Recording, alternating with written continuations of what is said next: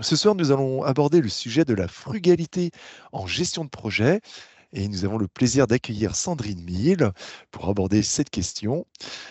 Tout projet est une innovation technique, humaine, numérique ou organisationnelle. Pour transformer le besoin en solution concrète, le management de projet implique la mobilisation de nombreuses ressources matérielles, humaines et financières. Pourtant, l'heure n'est pas vraiment à la croissance des ressources. Nous avons désormais tous conscience que notre planète a des ressources limitées. Les entreprises sont fragilisées par des chocs externes tels que les conflits armés, l'inflation, la baisse du pouvoir d'achat. Nous devons continuer à innover et à créer de la valeur en faisant preuve de sobriété dans l'utilisation des ressources, mais aussi de frugalité. Alors, quel est ce concept de frugalité? Comment réinventer le management de projet et innover avec frugalité? Eh bien, pour découvrir ces questions, Sandrine Mille va nous donner de très intéressantes pistes ce soir. Donc Sandrine Mille est une enseignante au CNAM depuis déjà 10 ans sur les unités d'enseignement de RH, management et gestion de projet. Et elle va vous partager ce soir euh, donc tout un temps de réflexion entre le milieu de l'entreprise et celui d'enseignement, justement, sur cette question énigmatique de la frugalité de projet. En tant qu'animatrice de la fresque du climat en entreprise, elle s'intéresse d'ailleurs aux nouvelles voies qui vont permettre de concilier les impératifs économiques et la nécessité de préserver les ressources de la planète. Donc Sandrine Mille, bonsoir, nous sommes vraiment ravis de vous accueillir ici ce soir. Et puis, je vous laisse désormais la parole. Merci, bonsoir à toutes et à tous.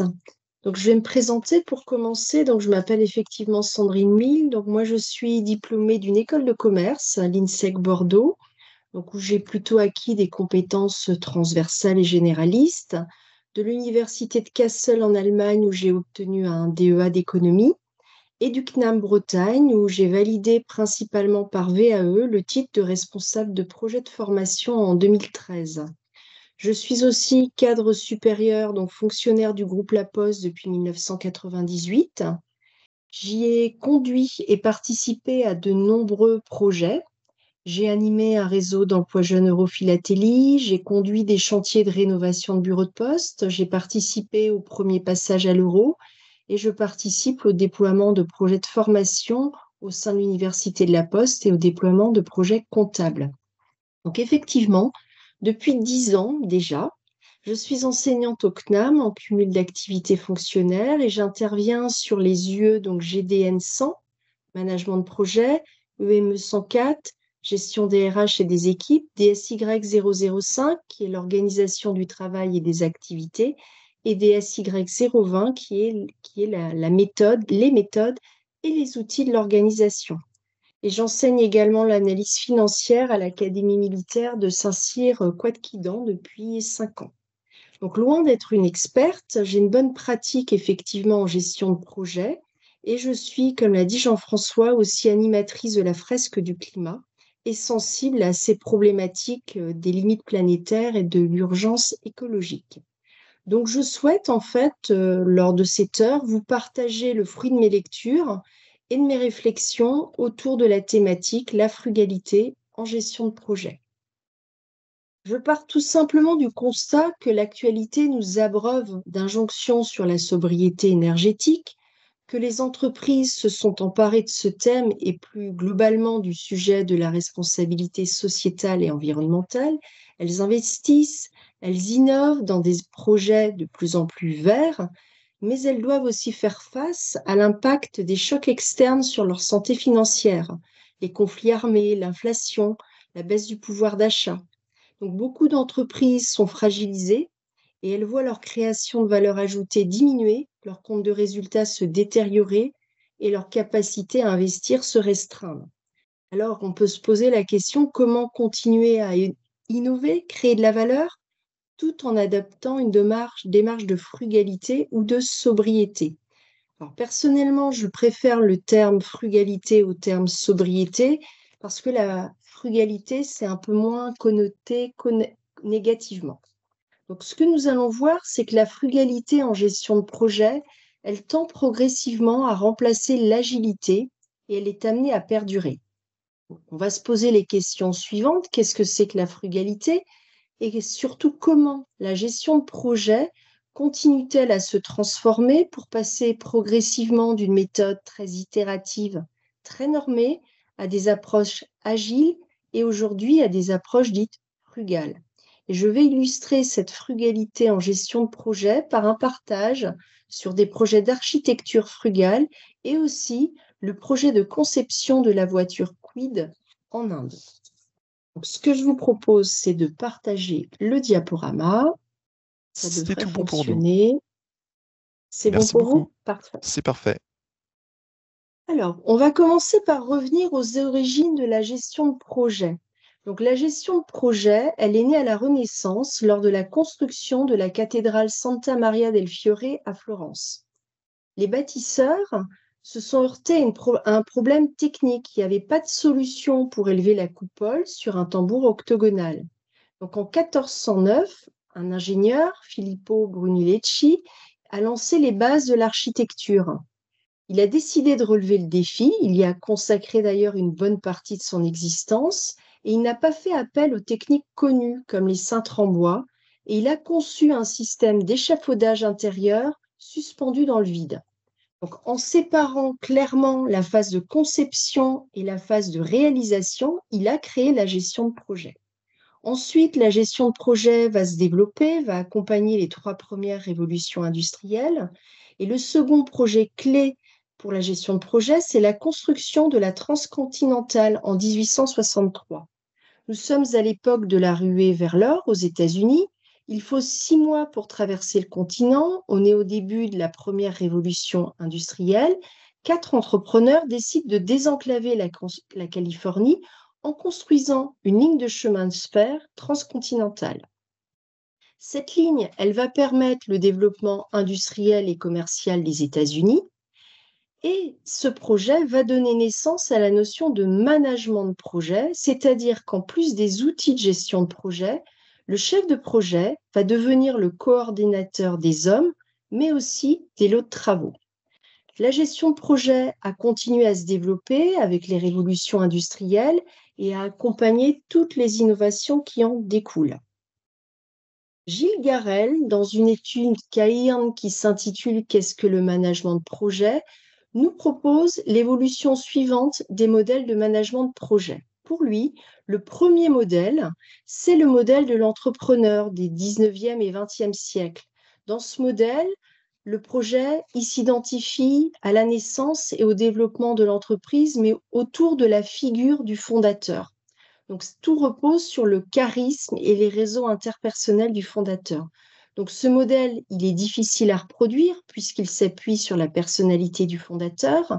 Par contre, il va se structurer pendant la Seconde Guerre mondiale aux USA, notamment avec le courant de la pensée mathématique qui va être un prolongement de l'école classique de Taylor. Donc, ce modèle, il va être favorisé par le développement de l'informatique et il va perdurer jusque dans les années 60. En parallèle, on traverse les océans. Au Japon, après la guerre, va naître le modèle du toyotisme. Monsieur Taishi Ono est un ingénieur chez Toyota. Le Japon est à terre, il n'a plus de ressources ni de moyens. Taishi Ono, il veut éliminer les gaspillages et contrairement au Fordisme où l'on consomme ce qui est produit, il va proposer de produire ce que le consommateur a déjà commandé. Il va ainsi créer la méthode du juste à temps qui va avoir pour objectif de réduire les coûts. Donc, cette méthode va être employée par Toyota en 1962, mais c'est vraiment qu'après le premier choc pétrolier de 1973 que toute l'industrie mondiale va adopter la méthode du juste à temps. Le second modèle que nous propose Gilles Garel, c'est le modèle PMI du Project Management Institute. Alors ce modèle, il se structure en Amérique du Nord dans les années 60 et il considère que la gestion de projet, c'est une méthode qui s'applique à tous les secteurs d'activité. Le PMI va promouvoir des outils, des méthodes de structuration de projet que l'on utilise encore, comme la décomposition du projet en tâches, les méthodes de planification et d'ordonnancement des tâches telles que le PERT, l'analyse fonctionnelle du besoin et les outils de contrôle des coûts et des risques. Le prolongement du modèle PMI va être le modèle séquentiel des années 80. Donc, l'organisation de ce modèle suppose que l'entreprise détienne toutes les expertises nécessaires au projet au sein même de l'entreprise, que les expertises soient séparées entre les différents métiers et que l'activité, elle soit coordonnée de manière très séquentielle, c'est-à-dire que chaque métier intervient, mais successivement dans la réalisation du projet. Ce modèle séquentiel, c'est le modèle classique de la gestion de projet. Donc, pour commencer, il y a une idée, souvent une innovation, qui est exprimée ou non sous forme de besoin. Le projet comprend plusieurs phases entre l'expression du besoin et sa satisfaction. On va recueillir le besoin, puis définir le produit, puis développer le produit, puis tester le produit, puis livrer le produit. Et donc, il faut qu'une phase soit finie avant que la suivante ne puisse commencer. Donc, chaque phase fait l'objet d'une contractualisation entre celui qui exprime le besoin, qui est la maîtrise d'ouvrage, et celui qui satisfait le besoin, la maîtrise d'œuvre ou le chef de projet. Et le projet a une date de début et une date de fin. À la fin de chaque phase, qu'on appelle aussi jalon, le maître d'œuvre rend compte à la maîtrise d'ouvrage qui donne le go ou le no-go. Le chef de projet, il doit piloter des ressources que sont les moyens humains, matériels et financiers qu'on lui a fournis pour réaliser le projet. Il doit aussi piloter des risques et des aléas et le triangle des trois contraintes qui vont lui garantir la réussite du projet, à savoir le respect des coûts, des délais, des performances. Alors, il est très rare que ce triangle reste équilatéral du début à la fin du projet.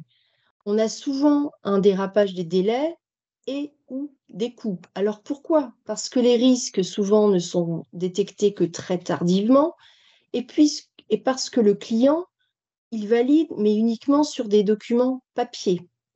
Si on regarde une étude menée par le Standings Group entre 2011 et 2015, qu'est-ce que nous dit cette étude?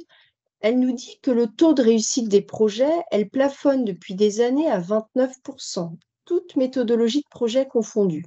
Donc pour arriver à ce résultat, ils ont analysé plus de 50 000 projets avec des coûts qui vont de 400 000 à 2 millions d'euros. Et en résumé, qu'est-ce qu'ils nous disent? Que 19% des projets sont stoppés net avant d'être terminés et ils ne sont jamais déployés, qu'un projet sur deux rencontre des difficultés en termes de délai, de qualité, de budget ou même tout simplement de respect du besoin, et qu'un projet sur trois est une réussite, autrement dit, respecte en tout point le cahier des charges et qui se termine dans les temps et en respectant le budget.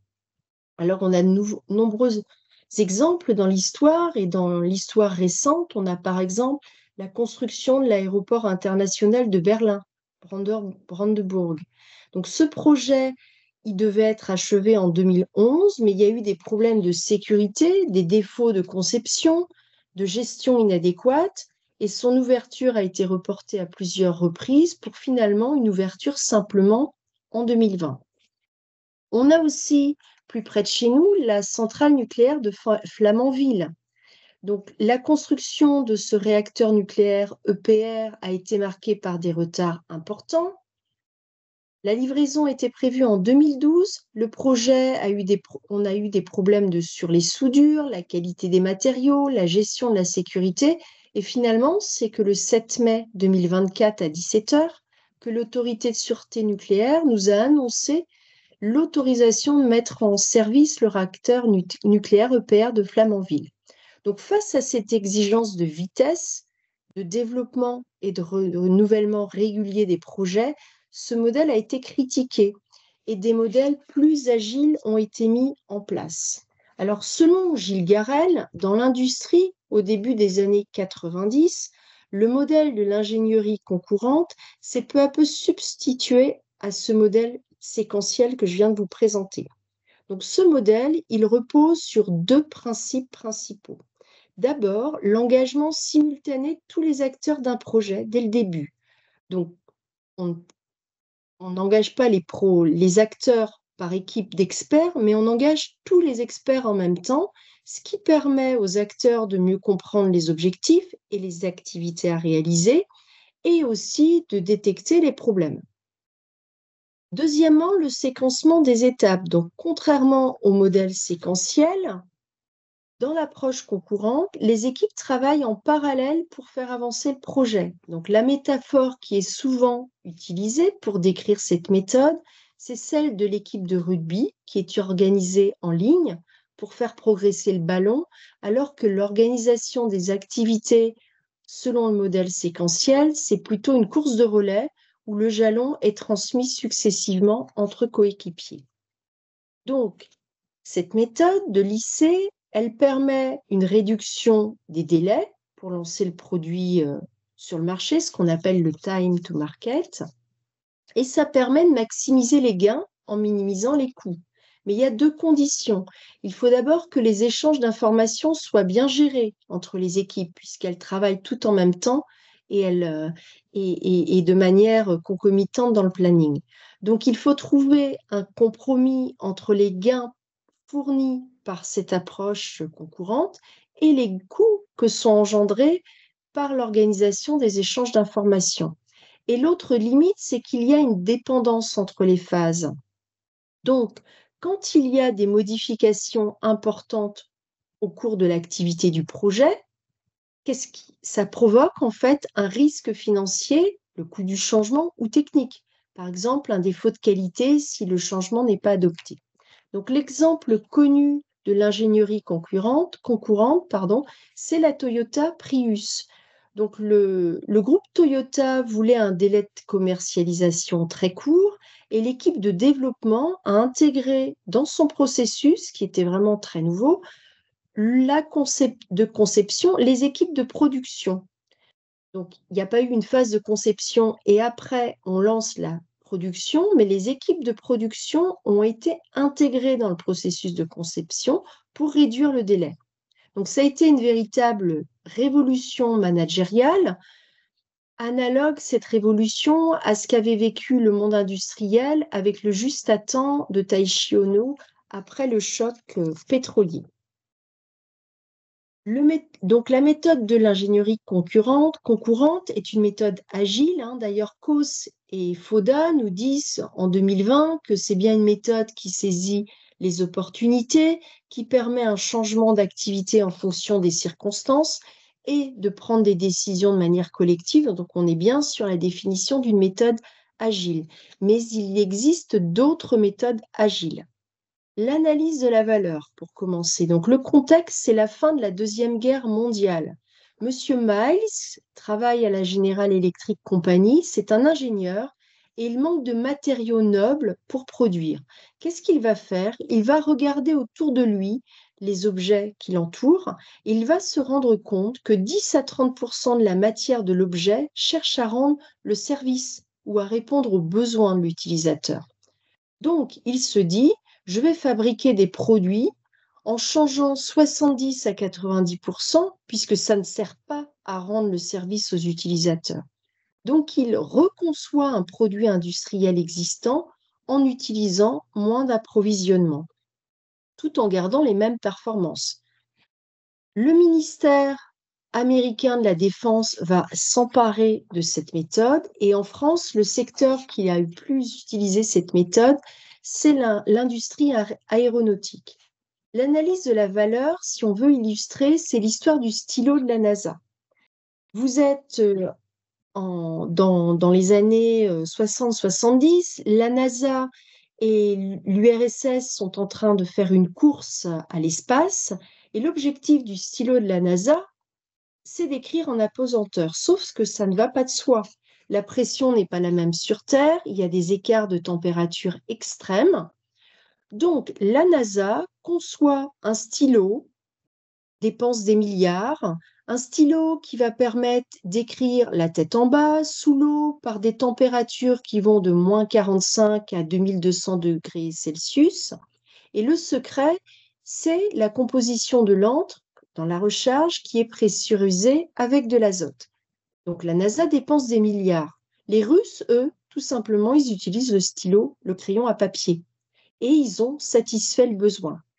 L'analyse de la valeur, on la retrouve dans des entreprises très contemporaines comme IKEA. Ce qui coûte le plus cher dans le meuble, c'est le vide dans le transport et c'est le montage des meubles. Le choix d'IKEA, c'est que vous, les utilisateurs, vous montiez les meubles, et puis le vide dans le transport, les meubles ne sont pas montés, ils sont démontés, donc ça prend moins de place, donc ça coûte moins cher. Donc l'analyse de la valeur, ça permet de réduire les coûts pour obtenir la même satisfaction du besoin, de maintenir les coûts et dans ce cas-là, d'augmenter la satisfaction du besoin. Et l'analyse de la valeur permet aussi d'avoir un impact RSE, responsabilité sociétale et environnementale, puisqu'on consomme moins de matières premières, on importe des matériaux, on importe moins de matériaux qui viennent de loin, et donc il y a un impact possible sur l'environnement. Une autre méthode, c'est le Scrum. Alors le Scrum, ça veut dire mêlée en anglais, mêlée de rugby en fait en anglais. Donc ça apparaît pour la première fois en 1986.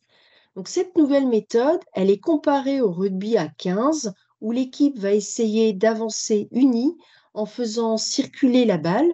Le cadre du travail du Scrum, ça a été conçu principalement lors de projets de développement de logiciels. Cette méthode, elle est itérative et incrémentale, c'est-à-dire que les équipes travaillent par sprint, c'est le terme utilisé dans la méthode Scrum, des périodes limitées dans le temps pour accomplir un ensemble de tâches, mais avec une équipe qui n'est pas une équipe d'experts, mais une équipe multidisciplinaire. Les phases peuvent se chevaucher fortement les unes avec les autres. Autre caractéristique, l'amélioration continue. La méthode, elle encourage les équipes à réfléchir à leur succès et à leur échec pour s'améliorer constamment. Et puis, un principe fort de cette méthode, c'est la participation active du client.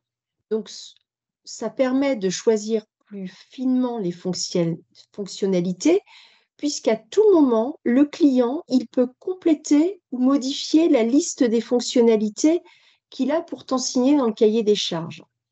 Donc, on peut se poser la question, est-ce que l'agilité garantit la réussite du projet, c'est-à-dire le respect de ce triangle des contraintes que sont le respect des coûts, des délais et des performances? Les études du Standing Group, donc toujours les mêmes entre 2011 et 2015, nous montrent que les projets agiles ont 3 fois plus de chances de réussir et 3 fois moins de chances d'échouer que les projets traditionnels. Donc oui, les projets agiles, les méthodes agiles permettent de garantir une meilleure réussite du projet, mais on n'est pas complètement à la réussite du projet. Alors,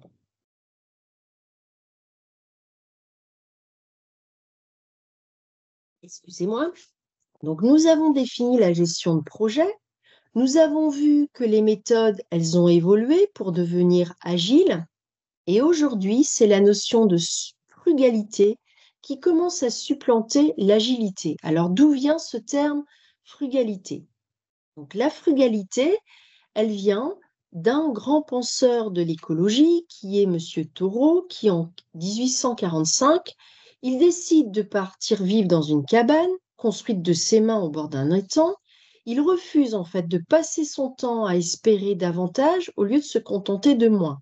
Il veut bien travailler, mais uniquement pour assurer le strict nécessaire à sa subsistance.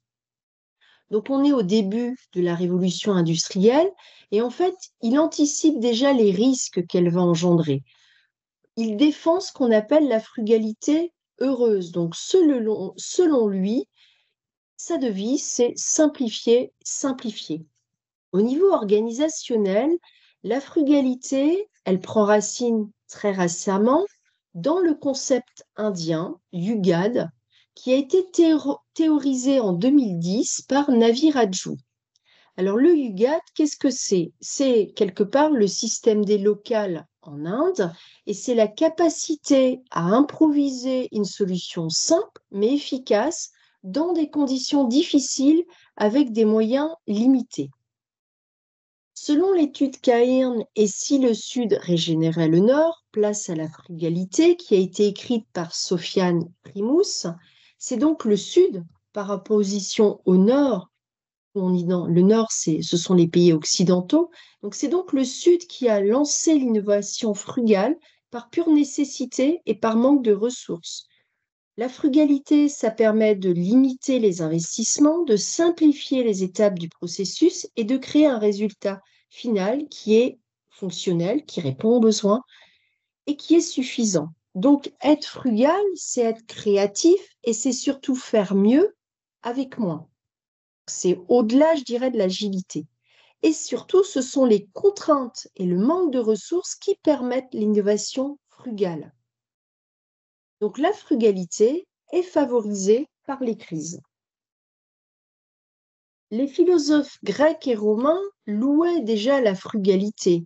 En 45 avant Jésus-Christ, Cicéron l'évoquait. Il écrivait qu'on le prenne comme on voudra. Toujours est-il que la frugalité, c'est-à-dire la modération et la tempérance, est à mon sens la première des vertus. Donc cette notion ancestrale, elle est remise au goût du jour et elle rappelle surtout l'importance de revenir à l'essentiel. Donc depuis les années 60, nous avons de nombreuses alertes sur l'urgence climatique. Le Club de Rome des années 60 et 70 qui alertait déjà. Le 3 mars 1972, un groupe d'experts qui était réuni autour de Denis Meadows et qui rendait public un rapport baptisé Les limites de la croissance, qui était le premier jalon d'une prise de conscience que le développement de l'humanité dépasse les capacités de la planète. En juillet 2022, on avait consommé l'ensemble des ressources que la planète peut régénérer en un an. Donc clairement, il faudrait 4 planètes pour satisfaire notre consommation durablement. Le dernier rapport du GIEC, en mars 2023, il atteste d'une augmentation des risques, les vagues de chaleur, les précipitations extrêmes, la fonte de la cryosphère composée des glaciers et des calottes glaciaires, avec un même niveau de réchauffement par rapport au 5e rapport d'évolution 2014. Donc on n'a pas réussi à endiguer le réchauffement climatique. Avec les crises des grands confinements, l'urgence climatique et les différents conflits armés, tous les citoyens commencent à comprendre que notre planète a des ressources limitées. Et donc, notre monde qui est basé sur cette quête effrénée de croissance économique, quelque part, court à sa perte. Mais une croissance infinie dans un monde fini, c'est pas possible. Illich, en 1973, il l'avait parfaitement compris. Il affirmait qu'une activité humaine qui dépasse un seuil se retourne d'abord contre sa fin, puis menace de destruction le corps social tout entier. Donc aujourd'hui, nous sommes au pied du mur. La glaciologue française Heidi Sevestre, je vous invite d'ailleurs à regarder son podcast d'août 2023, Comment sauver les glaciers. Qu'est-ce qu'elle nous dit? Elle nous dit que la montée des eaux sera de 65 mètres en 2100 si toute la cryosphère fond, que 1 kg de CO2 émis correspond à 16 kg de glaciers qui fondent et que nos réserves d'eau potable sont menacées. Donc la gestion de projet, nous l'avons vu, s'est développée avec les révolutions industrielles et ce sont les révolutions industrielles qui ont, par la combustion des énergies fossiles, généré des émissions de CO2 et ainsi mis en danger la planète. Donc la gestion de projet s'adapte d'agile, elle est en train de devenir frugale. Alors comment? En essayant d'accompagner des projets qui participent à la réduction des émissions de CO2 et, si possible, à développer des projets neutres en carbone.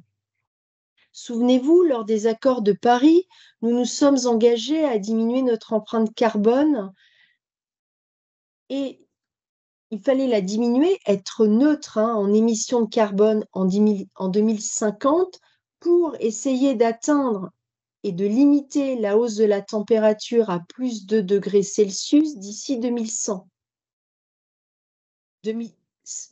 Plus de degrés Celsius, ça correspond à, en 20 000 ans, on a mis depuis l'époque de la fonte, des dernières fontes glaciaires, on a mis 20 000 ans à faire monter la température, à réchauffer la planète de plus de 2 degrés.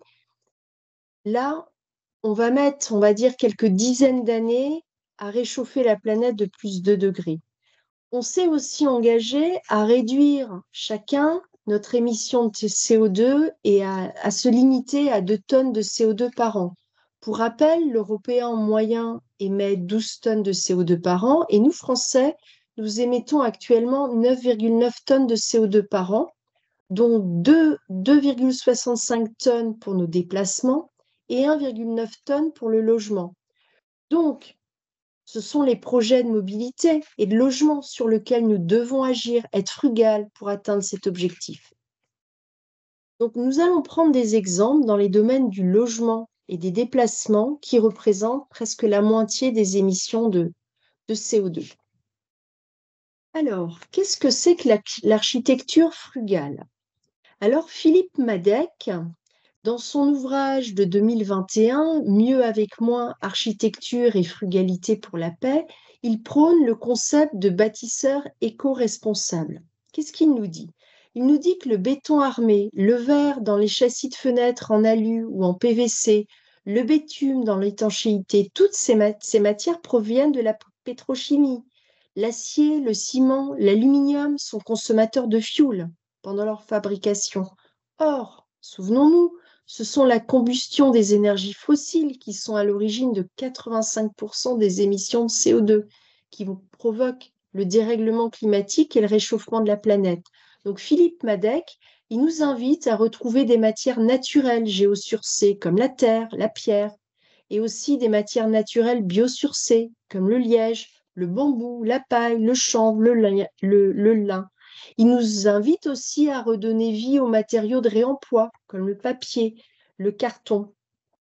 Il prône les modèles de maisons préfabriquées, qui sont très économiques, puisque les composants sont fabriqués en usine, ça réduit les coûts de construction, les déchets matériels. Et en plus, ces maisons sont conçues pour être montées rapidement, facilement, efficacement, et c'est en plus une solution abordable et durable pour le logement.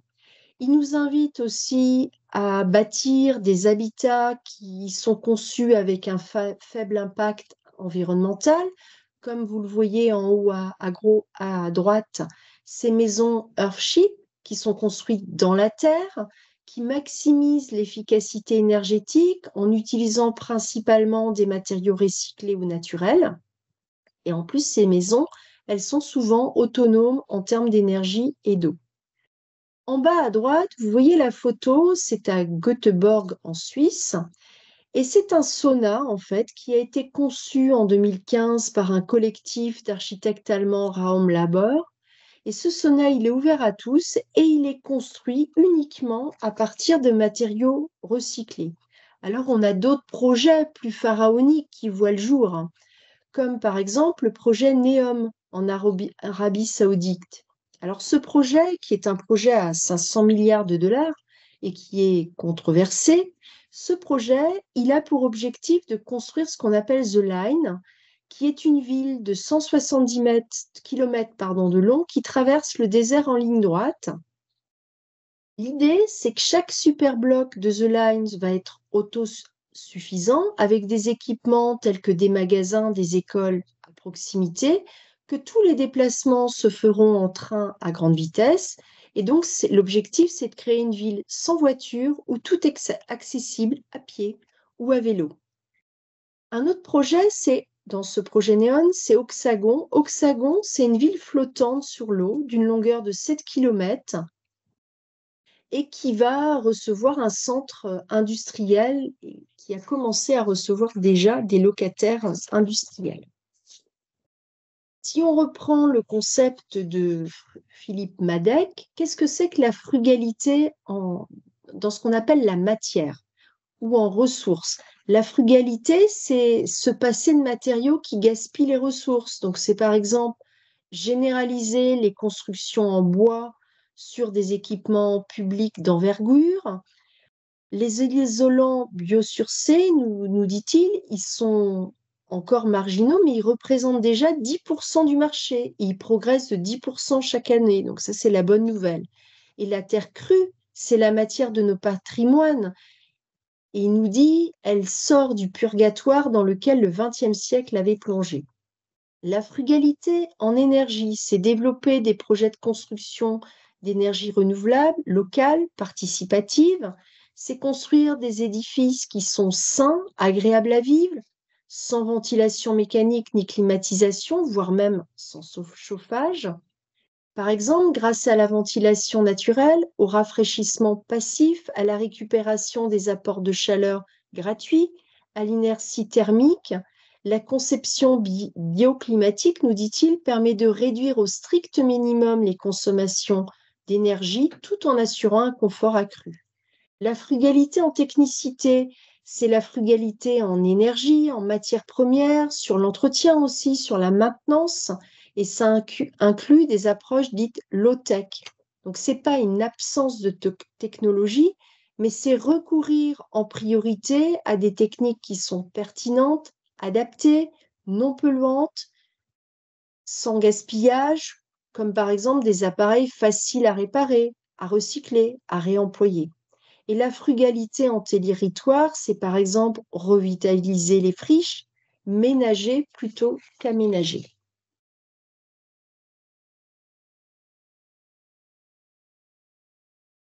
C'était notre premier exemple sur l'architecture frugale. Notre deuxième exemple, la quid.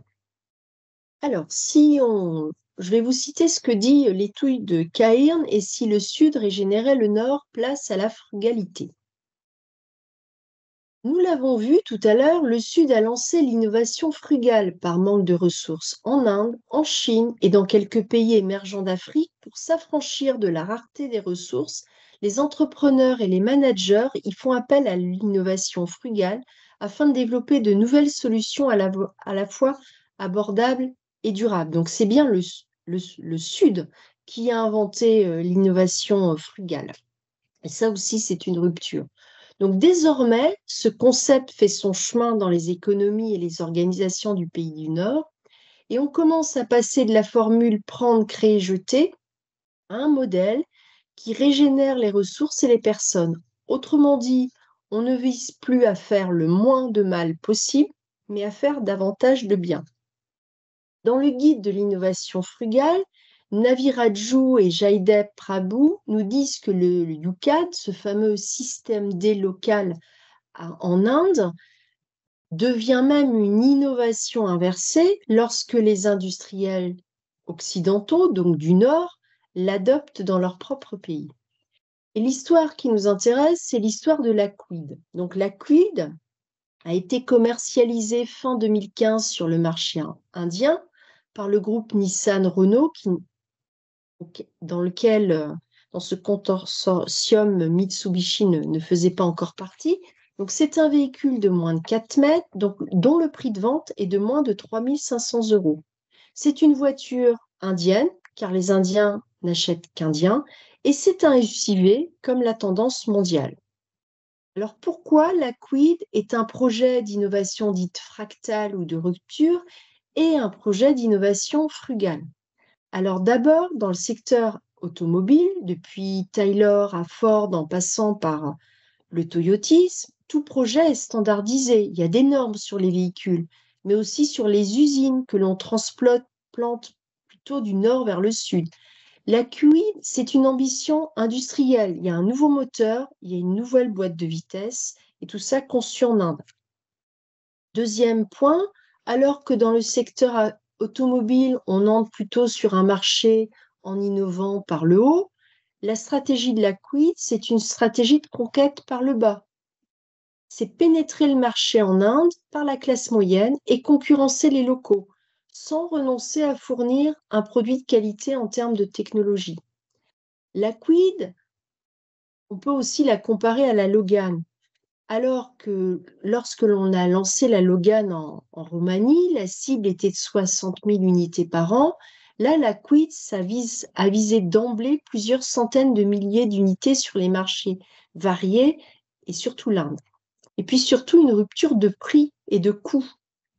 La Logan, c'est 7 990 €, la Quid, c'est 3 500 €.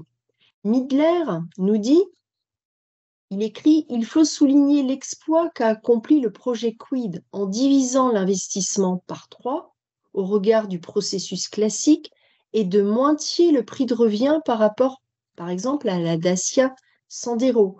Dacia Sandero qui elle-même avait déjà divisé par 2 le coût de revient par rapport à une Renault classique. » La frugalité sur l'investissement. Alors, qu'est-ce que c'est que cette construction de la Quid? Comment ils s'y sont pris? Donc, ils sont partis de zéro et ils ont tout construit sur la base du juste nécessaire. Ils ont trouvé des solutions originales, ils ont pris des risques. Ils ont fait du benchmark, ils sont allés regarder ce que faisaient les usines indiennes voisines. Et ils ont construit une usine sans mur ni porte pour faire des économies, favoriser la ventilation naturelle et utiliser la lumière naturelle. Donc, ils ont divisé par deux le coût de fabrication de l'usine. Pour limiter la poussière, ils ont entouré l'usine d'une bande plantée d'herbes et d'arbres. Pour la toiture, ils ont pris le choix d'un toit monopente pour qu'il n'y ait pas de fuite lors des moussons. Et le béton, ils ont incorporé dans le béton des fibres métalliques mélangées, ce qui a évité le coût et le temps de réalisation d'un ferraillage et qui donne un résultat où il n'y a pas de micro-fissures. Et le sol, il est uniforme et on peut déplacer les machines en cas de besoin. Dans l'ouvrage qui s'intitule Innover à l'envers, rédigé par Christophe Midler, Bernard Julien et Yannick Lyong, qui décrit, très intéressant, je vous le conseille, le projet Quid, 3 conditions sont nécessaires pour que cette innovation frugale soit une réussite. D'abord, une gouvernance de projet forte, une ingénierie concurrente, donc cette fameuse méthode dont nous a parlé Garel, et le management intrusif. Alors, concernant la gouvernance de projet forte, ce qui a été aussi révolutionnaire, c'est la création d'un laboratoire qui s'appelle le LCI, le Laboratoire coopératif d'innovation. Donc, il a été créé par Yves Doubreuil, qui a été le créateur de la Twingo. Et l'objectif de ce laboratoire, c'est vraiment d'explorer le concept de la quid et de complètement construire une voiture sans partir des standards, mais d'être en rupture par rapport à l'existant. La spécificité aussi, c'est que cette plateforme projet, elle est en Inde. Donc, en Inde, on a délocalisé, on a réuni dans un même lieu l'ensemble des experts métiers. On a décomposé l'équipe en sous-ensembles fonctionnels, mais il y a eu un pilotage global par des réunions d'équipe hebdomadaires. L'équipe projet était dédiée à 100% au projet sur ce plateau. Et ce projet, ça a donné lieu pour Monsieur Dubreuil à la coordination de plusieurs centaines d'acteurs. Alors, ce modèle, et donc c'est pour ça que la construction, le projet Quid est vraiment un modèle d'ingénierie concurrente. Donc, si vous regardez ce graphique, qu'est-ce qu'on voit?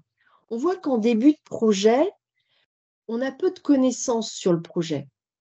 C'est la courbe d'augmentation de connaissances sur le projet, plutôt la courbe jaune. En fin de projet, on a des connaissances, mais qu'est-ce qui se passe? Courbe rouge, on a moins de marge de manœuvre en termes de décision, car on a déjà pris des engagements avec des sous-traitants, des fournisseurs, par exemple. Donc pour Midler, le modèle de l'ingénierie concurrente a été adopté pour la Quid. Tous les acteurs ont été impliqués dès le départ, dès le début du projet. Les équipes ont travaillé en parallèle et non de manière séquentielle. Ça a permis d'accélérer et d'anticiper les apprentissages, donc d'avoir plus de connaissances sur le projet en début de projet, et aussi de retarder les gels, c'est-à-dire de retarder au maximum les tâches et les décisions qui engagent des ressources lourdes en stratégie. Exemple, la phase de design, dans le modèle, on va dire, plus séquentiel ou du toyotisme, elle s'arrête et ensuite commence la phase de développement. Dans le projet Quid, la phase de design ne s'est pas arrêtée avec la phase de développement, elle a continué. Et même d'ailleurs, cette phase de design, elle a continué lors des phases d'optimisation. Donc, dans la phase de développement, il y a eu un travail sur le design des roues qui ne convenait pas pour donner l'impression qu'elles étaient plus grandes. Et cela n'aurait pas été possible si la phase design s'était arrêtée avec le début ou le commencement de la phase développement. Concernant le management intrusif, donc en gestion de projet, il y a souvent une inertie au niveau de l'apprentissage. Pourquoi? Parce que c'est synonyme de conformisme. Quelque part, l'inertie, ça permet de jouer la montre pour que la solution standard s'impose finalement. C'est plus facile. Donc, ce que nous dit Midler, c'est qu'il est important qu'il y ait une mise en tension permanente nécessaire pour qu'on explore de nouvelles solutions et qu'on accélère cette boucle d'apprentissage. Et ça permet de réagir et de faire face aux aléas subis par le projet. Alors, comment? Par exemple, c'est repérer rapidement les potentiels d'amélioration, c'est mobiliser ces réseaux pour déclencher, entre guillemets, les enquêtes nécessaires, c'est contourner les idées reçues, c'est clore les débats lorsque l'on voit que la piste ne mène à rien, et c'est aussi savoir imposer des options sur le projet, même quand elles transgressent les habitudes et les fameux standards. Donc cette capacité d'intrusivité, qui n'est pas du tout un hyper-contrôle, hein, c'est plutôt un état d'esprit, une posture très positive, c'est incarné par l'identité du directeur de projet. Donc, il faut qu'on ait un directeur de projet qui incarne vraiment le projet, qui est un professionnel chevronné, légitime, c'est important vis-à-vis des équipes, et qui ait des réseaux. Il faut aussi qu'il ait un style de leadership, qui soit capable de dépasser les standards, dépasser l'existant, de soutenir les collaborateurs quand ils rencontrent un problème, mais aussi de recadrer quand il y a besoin, et très rapidement. Et puis, c'est aussi cette capacité d'organiser ce qu'on appelle des réunions de design to cost toutes les semaines, du début à la fin de projet. Et en termes d'efficacité, ce qui a été décidé le vendredi, on le met en œuvre dès la semaine prochaine. Donc c'est un peu une dimension très systématique et presque obsessionnelle du déploiement de projet dans le temps. C'est surtout, on peut le dire, c'est ce qu'on appelle, on pourrait dire que le projet Quid, on pourrait le résumer à un projet de l'économie de la rupie. Alors, c'est une démarche effectivement de design to cost, c'est-à-dire que au lieu de partir des standards, de calculer les coûts et de choisir le prix de vente, on part du prix de vente psychologique acceptable donc pour l'Indien, hein, qui était autour de 3 000, 3 500 €. Et ensuite, on ajuste les coûts en cascade au regard de la rentabilité qu'on espère réaliser. C'est aussi une analyse de la valeur qui est poussée à l'extrême, au juste nécessaire. On se limite aux besoins. Un SUV, les roues, un volant, le minimum au niveau technologie, mais suffisamment et répondre aux normes. C'est aussi ce qu'on appelle du reverse engineering, c'est-à-dire qu'ils ont fait du benchmark, ils ont démonté les véhicules de la concurrence pour comprendre le lien exact entre la performance obtenue par les véhicules de la concurrence et les choix techniques locaux. Et ça va même jusqu'à ce qu'on appelle la déconstruction des standards, c'est-à-dire qu'on remet en cause toutes les normes de l'entreprise. C'était beaucoup plus dur chez Toyota, hein, puisque le toyotisme et les standards de ce qu'on appellera plus tard aux États-Unis Lean Management sont nés chez Toyota. On remet donc en cause toutes les normes de l'entreprise en matière de design, de développement, de production, mais aussi de commercialisation, et on cherche une réponse adaptée, locale au marché, adaptée aussi aux technologies et aux process indiens. L'exemple, c'est par exemple les roues avec 3 points de fixation au lieu de 4, puisqu'on avait développé. Le problème, c'est que alors ça fait économiser de mettre 3 points de fixation au lieu de 4. Mais avec 3 vis, on a un problème. On a un problème au montage, car c'est difficile à positionner. Eh bien, on ne s'arrête pas là. Qu'est-ce qu'on fait? On déconstruit les standards et on conçoit un moyen d'aide au montage. L'autre exemple, c'est les hauteurs des glissières de siège, qui sont standards dans l'industrie automobile. On fait les 5 pourquoi. On se pose la question, pourquoi la norme à cette hauteur? Est-ce qu'on peut la changer pour économiser? Et on a essayé de rechercher qu'est-ce qui avait présidé à la définition de ces normes. On n'a pas trouvé.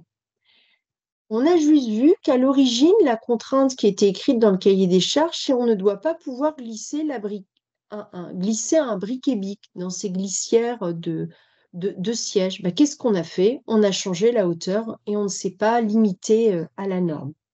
Alors, il y a d'autres exemples. Dans le guide de l'innovation frugale, Naviraju et Jadep Pradou, ils nous disent que depuis la première révolution industrielle, le secteur industriel, il utilise toujours les mêmes procédés de fabrication qui sont gourmands en ressources et aussi très polluants. Donc en 2026, il y a des fabricants visionnaires qui sont en train de construire des usines propres. Donc en 2026, il y a une usine qui va être mise en service aux Pays-Bas qui s'appelle l'usine Irsana. Alors je vais vous raconter un peu l'histoire de cette usine propre. Elle est capable de générer plus de production en utilisant moins de ressources naturelles et en réduisant l'impact carbone. Donc ce sera une usine qui sera l'usine de Tata Steel, qui est un des leaders de l'acier. Ils ont mis au point un procédé de production d'acier écologique qui s'appelle Irsana, d'où le nom de l'usine. Donc ce procédé, il réduit l'utilisation du charbon, il améliore l'efficacité énergétique du charbon de 20% et surtout, il baisse les émissions de CO2 de 50% et les rejets de particules fines de 80%. Donc Irsana génère 100% de CO2 pur et ce CO2, il peut être stocké sans processus de purification coûteux, ce qui permet de réduire de 80% l'empreinte carbone. Donc c'est un acier qui est de haute qualité et qui utilise des matières premières moins chères et largement disponibles, notamment de la ferraille et de la biomasse. Donc Irsana permet de recycler jusqu'à 50% des déchets d'acier. Donc l'idée, c'est aussi de casser le modèle centralisé de fabrication des usines. Donc si on conclut, le modèle frugal, il se développe et il a de l'avenir face à la menace climatique et à la nécessité d'économiser les ressources. Denis Meadows, dont je vous ai parlé tout à l'heure, il a mis à jour en octobre 2023 son ouvrage publié il y a 50 ans qui s'intitulait Les limites de la croissance. Je vous lis quelques extraits de sa préface de 2023. Il nous dit « La durabilité est l'objectif du système mondial. Dans un monde où la consommation des ressources est bien supérieure aux capacités de régénération de la planète, un tel objectif ne peut être atteint. Je crois que le monde est au seuil d'une longue période durant laquelle ses exigences en matière de ressources seront réduites par différents processus physiques et sociaux. Ce niveau d'exigence sera ramené à des niveaux que la planète peut supporter. Et il nous dit aussi, la société mondiale connaîtra le déclin post-croissance pendant plus d'un siècle. Et si l'on en croit Francis Jutan, qui lui affirme que la révolution numérique est la 4e métamorphose de l'humanité. Pour lui, la première métamorphose, c'est l'homonisation, c'est-à-dire le processus évolutif qui a progressivement transformé les primates en humains. La deuxième métamorphose, c'est la sédentarisation, avec la chasse, la pêche notamment. La troisième métamorphose, ce sont les 3 révolutions industrielles depuis 1950. Et donc, cette révolution numérique, c'est notre 4e métamorphose de l'humanité. On peut donc se poser la question, comment l'IA, dans cette révolution et métamorphose du numérique, va impacter et encore transformer ce modèle frugal de gestion de projet, notamment en termes de prédiction et de réduction des risques.